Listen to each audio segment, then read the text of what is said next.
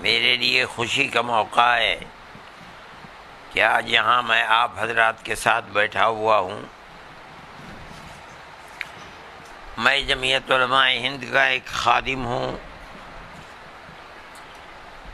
ملک کی آزادی کے بعد سے جمعیت علماء ہند جس طرح تقسیم آبادی کے بعد بچے کھچے مسلمانوں کے دین کی حفاظت کرتی رہی ہے اور اس نے بے شمار مدارس اور مکاتب سینکڑوں کی تعداد میں نہیں بلکہ ہزار کی تعداد میں گاؤں گاؤں اور شہر شہر مسلمانوں کے بچے کھچے مسلمانوں کے دین کی حفاظت کے لیے کام کیا ہے۔ اسی طرح جمعیت علماء ہند نے یہاں رہ جانے والے مسلمان اور مسلمان بچوں کی دنیا کی ترقی کے لیے بھی کام کیا ہے۔ منع نہیں کیا کہ مسلمان بچے صرف مذہبی تعلیم کو حاصل کریں، یہ نہیں ہوا۔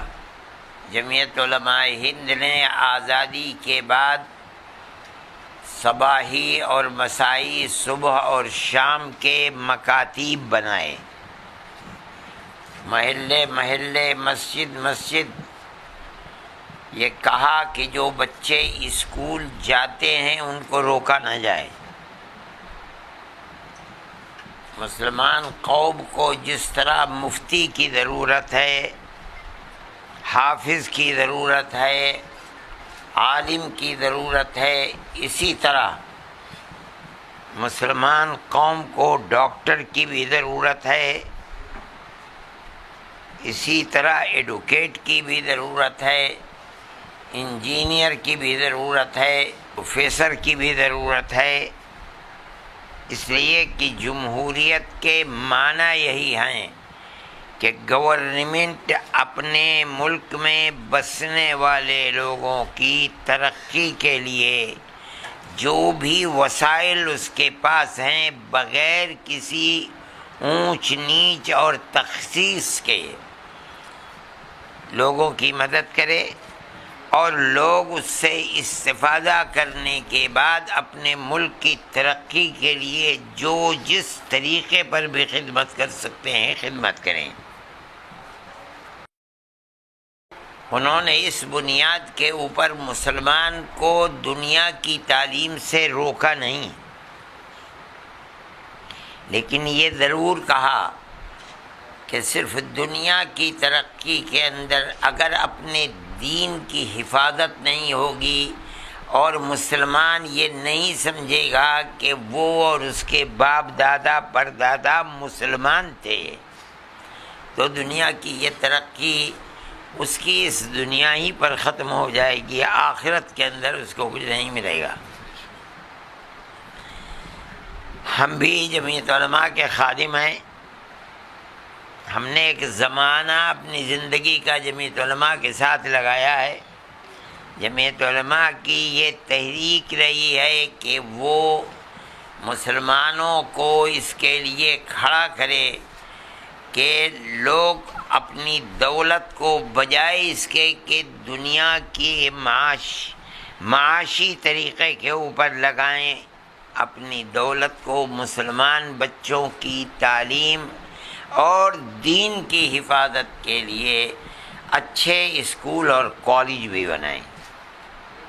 جمعیت علماء نے خود اپنے آپ کو اس کے اندر نہیں لگایا، اس لیے کہ اس کے پیچھے اتنی درد سری رہی ہے کہ ملک کی آزادی کے بعد سے لے کر ان 75 سالوں کے اندر نہیں اور 20 سال پیچھے چلے جائیے تو تقریباً 20,000 فسادات ہوئے، 50,000 مسلمان کٹ گیا، اب بھی فسادات کا سلسلہ جاری ہے۔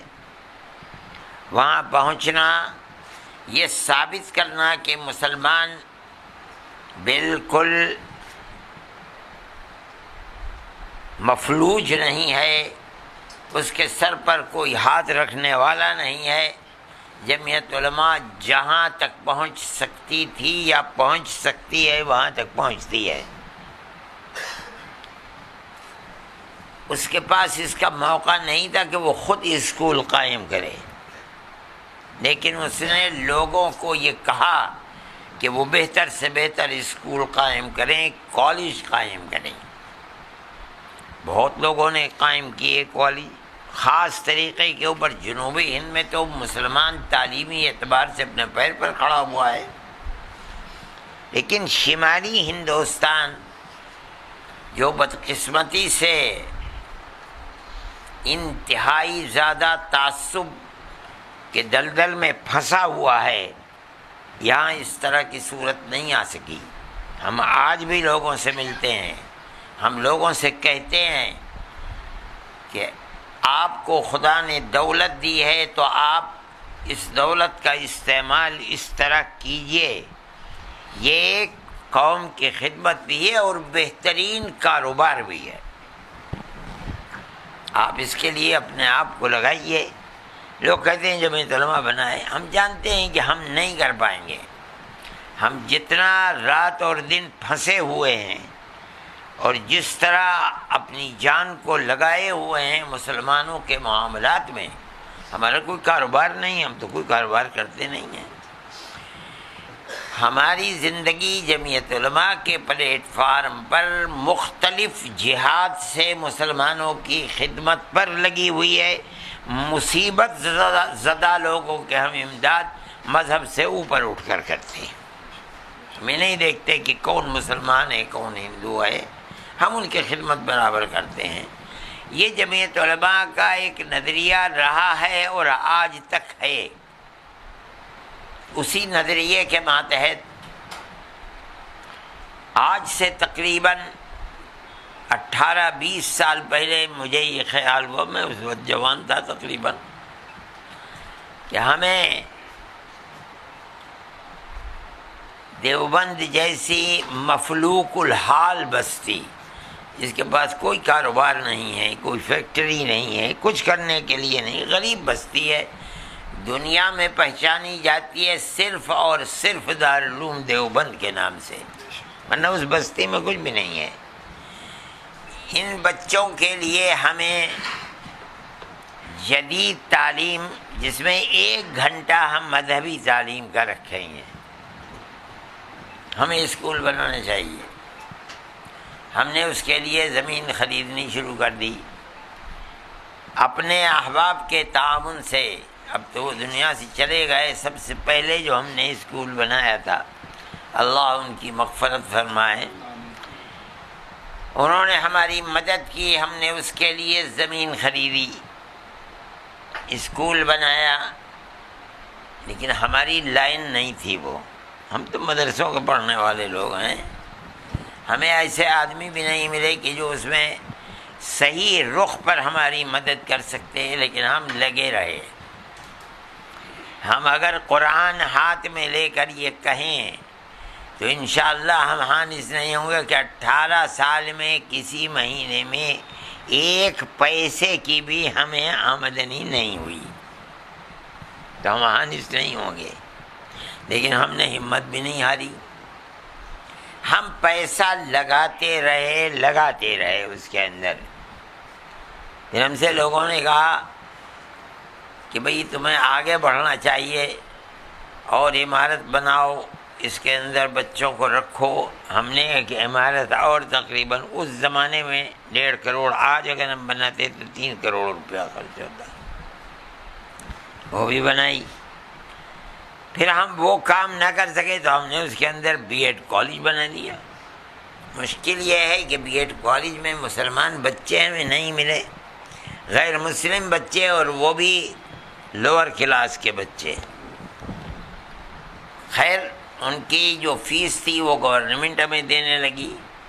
ہمیں اس سے یہ فائدہ ہوا کہ ہمارا ایک اسکول بچیوں کا ہے، جس پہ ہم نے تقریباً 2 کروڑ روپیہ خرچ کیا۔ بیچ شہر میں ایک مکان بڑا خریدا، اس پر لگایا، 3 منزلہ عمارت، بلکہ 4 منزلہ ہم نے بنا ڈالی عمارت۔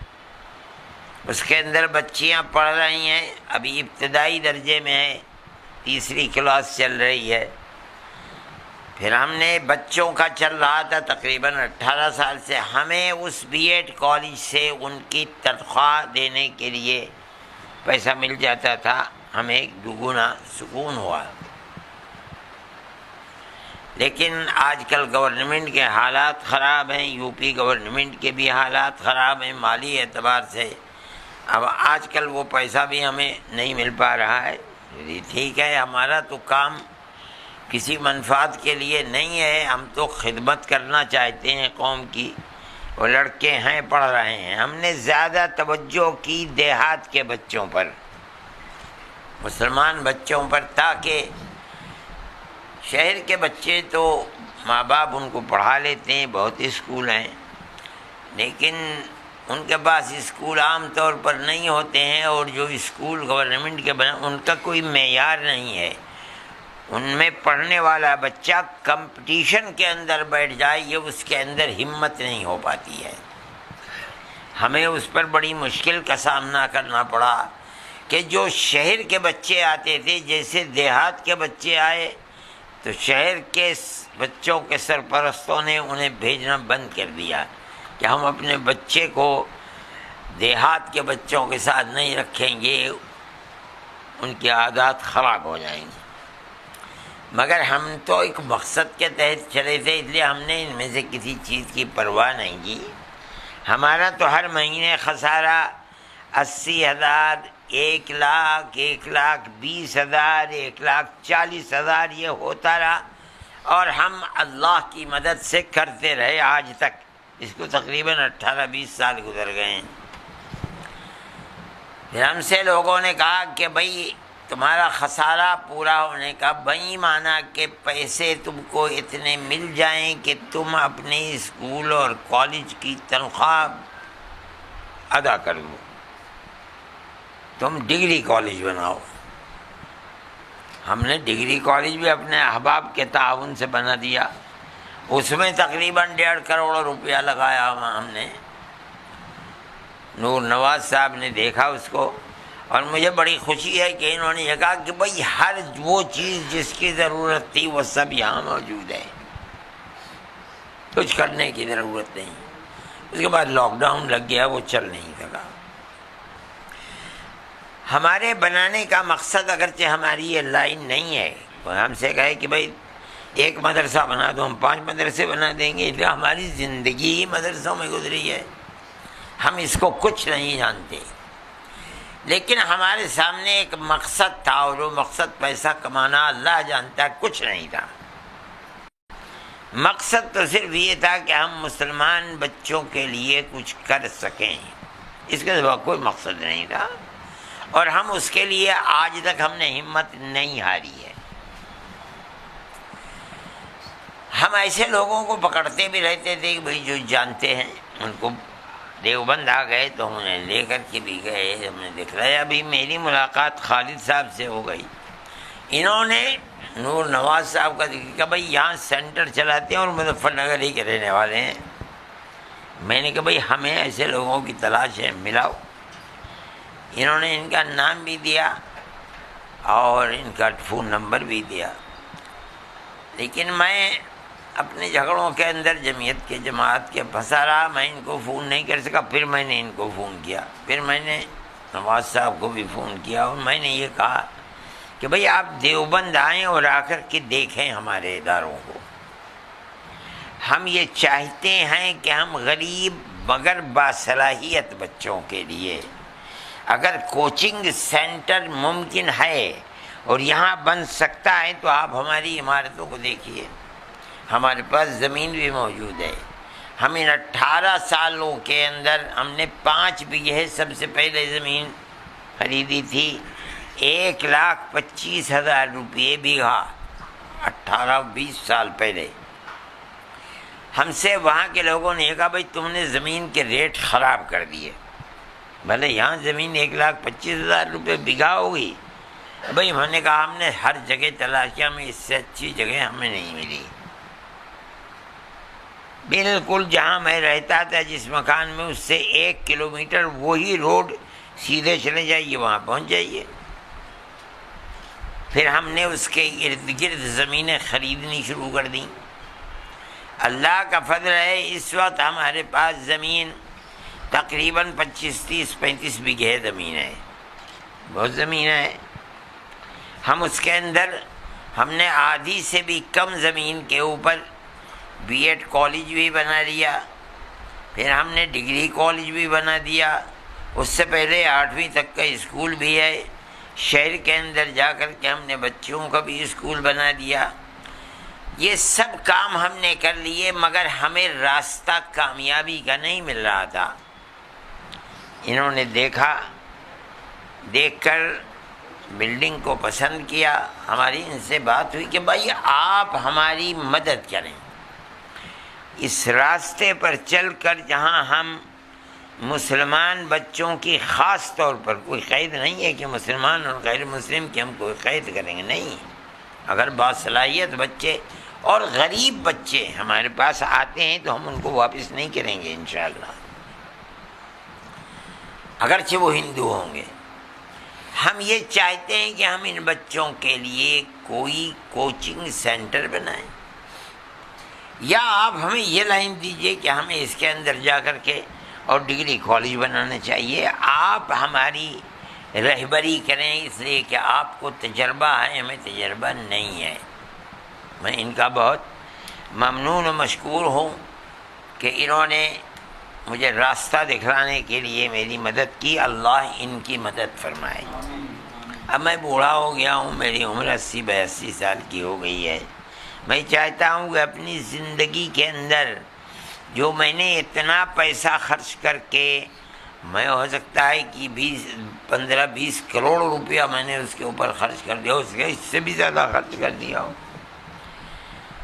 بنایا ہے، خدا کرے یہ قومی اعتبار سے مسلمانوں کے لیے، خاص طور پر غریب مسلمانوں کے لیے، اور اس کے ساتھ ساتھ ہندو بچوں کے لیے بھی جو پڑھنے کا شوق رکھتے ہیں، ہم ان کی مدد کر سکیں۔ گویا کہ یہ نقطہ ہے، وہ ملنے کی جگہ ہے جس پر میں اور یہ ملے ہیں۔ خدا کرے اللہ ہمیں اخلاص و للہیت کے ساتھ صرف خدمت خلق کے لیے کرنے کی توفیق عطا فرمائے، اور یہ ہمارا ساتھ دیں، ہم ان کا ساتھ دیں۔ آج کی اس مجلس کو صرف اسی لیے بلایا گیا ہے، کوئی اس کے اندر شور و شر نہیں مچایا گیا، جو ان حضرات کے جاننے والے ہیں، آپ حضرات، ان کو بلایا گیا ہے۔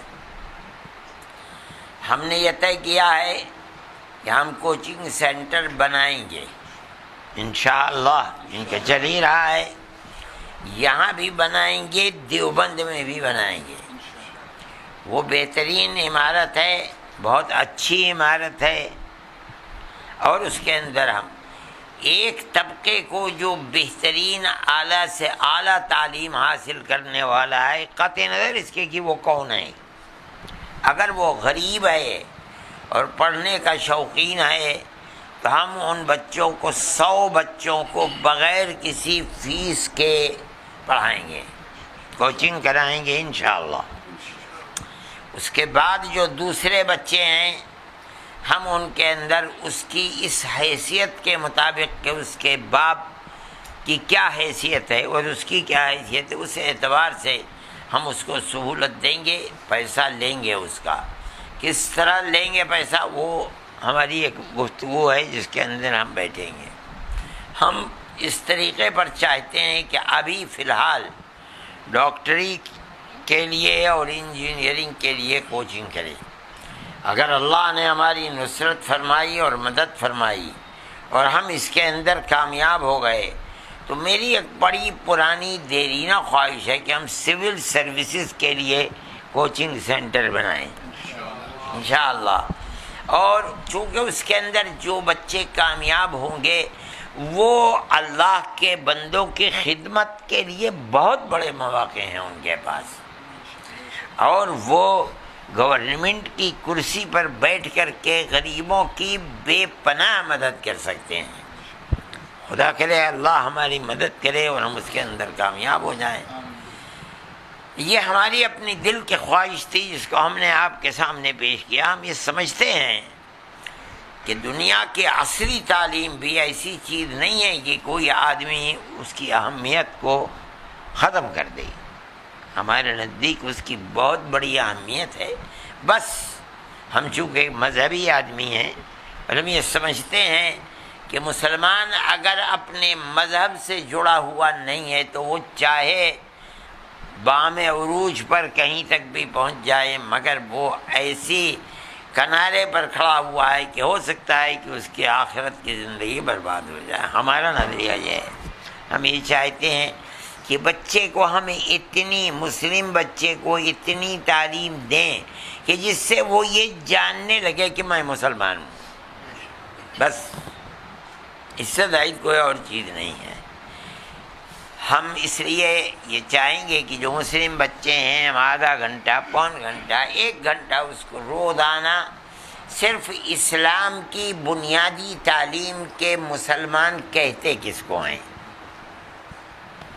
اور ایمان سکھلائیں، اور ایمان کے بعد اللہ کے نبی سے پوچھا گیا کہ ای شیء احب الی اللہ تبارک و تعالی بعد الایمان باللہ، اے اللہ کے نبی ایمان کے بعد دنیا میں کون سی چیز اللہ کو سب سے زیادہ پسند ہے؟ تو آپ نے فرمایا الصلاۃ لوقتہا، نماز کو اپنے وقت کے اوپر پڑھ لینا۔ یہ اللہ کے نبی کا فرمان ہے۔ ہمارا ایمان ہے کہ جو ان کی زبان سے نکلا وہ حق ہے، جو انہوں نے کیا وہ حق ہے، اس لیے انہوں نے جو فرمایا ہم اسے سر اور آنکھوں پر ایک اٹوٹ چیز سمجھتے ہیں۔ اس لیے ہم بچوں کو یہ سکھلائیں باقی زندگی کیسی گزرتی ہے، یہ اللہ کے قبضۂ قدرت میں ہے، وہ گزارے گا۔